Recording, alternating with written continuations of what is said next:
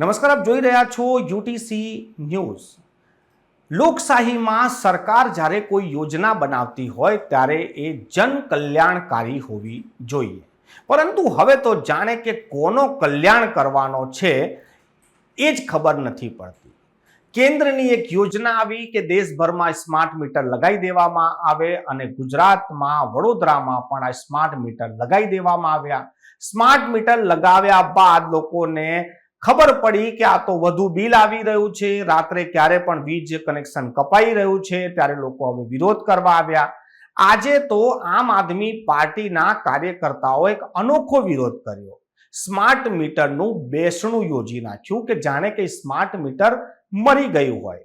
પરંતુ અમે નથી માનતા કે સ્માર્ટ મીટર મરી શકે, કેમ કે સ્માર્ટ મીટરમાં કંઈ પણ ડિજિટલ સેટ કરવું એ સ્માર્ટ મીટરના હાથમાં નથી, તેને કોઈ સ્માર્ટ વ્યક્તિ સેટ કરે છે અને આ જે સ્માર્ટ વ્યક્તિ આ મીટરના આંકડા સેટ કરે છે તેની પાછળ છે સરકારી તંત્ર।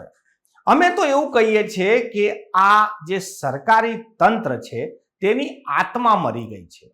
કોઈ પણ યોજના બનાવતા પહેલા મજાલ છે કે એવું એક વખત વિચારી લે કે છેવાડાના માનવીનું શું થશે।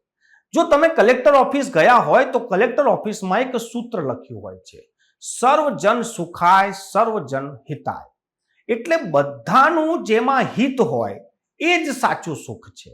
પરંતુ અહીંયા તો થોડાક લોકોને સુખ મળી જાય, બાકીના લોકોને દુઃખ મળી જાય તો પણ સરકારને કોઈ ફરક પડતો નથી, એવું હવે ધીમે ધીમે લોકોને ખબર પડવા લાગી છે। લોકો બે ભાગમાં વહેંચાઈ ગયા છે। જેની પાસે નાણાં છે તેને કોઈ ફરક નથી પડતો, એ તો મોંઘું પણ ખરીદી લેશે, વધારે વીજ બિલ પણ ભરી દેશે।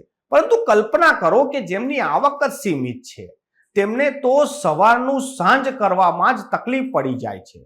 જે પગાર આવે છે ને સાહેબ, તે તો મહિનો પૂરો નથી થતો અને તેવામાં વધારાનો ખર્ચો એ પરિવાર કેવી રીતે ભોગવશે?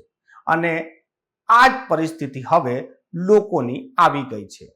પરંતુ લોકો હવે અંદર અંદર વિરોધ કરી રહ્યા છે, પરંતુ જ્યારે મોકો આવે છે આનો વિરોધ કરવાનો ત્યારે ખુલીને બોલતા નથી। લોકો ગભરાઈ ગયા છે કે ટેવાઈ ગયા છે તે તો હવે એ લોકો જાણે, પરંતુ જે અવનવા વિરોધ થઈ રહ્યા છે, નારાજગી વ્યક્ત કરવામાં આવી રહી છે, જેને જેને બિલ વધારે આવી રહ્યું છે તેઓ તો પોતાની નારાજગી વ્યક્ત કરી રહ્યા છે, પરંતુ જેમના બિલ હજી વધારે નથી આવી રહ્યા તે એમને સપોર્ટ નથી કરી રહ્યા। આપ એમને જો સપોર્ટ નહીં કરો તો કાલે તમારું પણ બિલ વધીને આવશે, ત્યારે તમારા સપોર્ટમાં કોઈ નહીં ઊભું રહે। આ પરિસ્થિતિ હાલ વડોદરાની થઈ ગઈ છે। આજે જે રીતે મીટરનું બેસણું કરવામાં આવ્યું, વીજના જે કર્મચારીઓ છે, જે અધિકારીઓ છે, તેમની મુલાકાત કરવામાં આવી, ત્યારે અમે તો એક જ વસ્તુ કહીએ છીએ કે સ્માર્ટ મીટર ના મરી શકે। આ સરકારી તંત્રની આત્મા મરી ગઈ છે કે કોઈ પણ યોજના બનાવતા પહેલા એ ઘડી એવું નથી વિચારતા કે લોકો આ 45 ડિગ્રીના તડકામાં પલળીને ભીજાઈને પરસેવાથી રેબઝેબ થઈને જે નાણાં કમાય છે એ નાણાં તમે એમની પાસેથી કઈ રીતે પડાવી રહ્યા છો? આ શબ્દ કંઈ ખોટો નથી કે પડાવી રહ્યા છે, કેમ કે તેઓ તો અજાણ છે, તેઓને જ્ઞાન જ નથી આ ડિજિટલ મીટરનો, તેથી જ તેમનામાં રોષ પણ છે। જો યોગ્ય સમયે કોઈ યોગ્ય મધ્યસ્થી થઈ હોય, અમને સમજાવવામાં આવે કે સ્માર્ટ મીટરમાં જે પણ ક્ષતિ હશે તે દૂર કરવામાં આવશે ને ત્યાં સુધી તમને તકલીફ નહીં પડે, પરંતુ કોને ગરજ છે આ મધ્યસ્થી કરાવવાની? ચૂંટણીમાં મતદાન થઈ ગયું છે ને પરિણામ કાલે આવી જશે।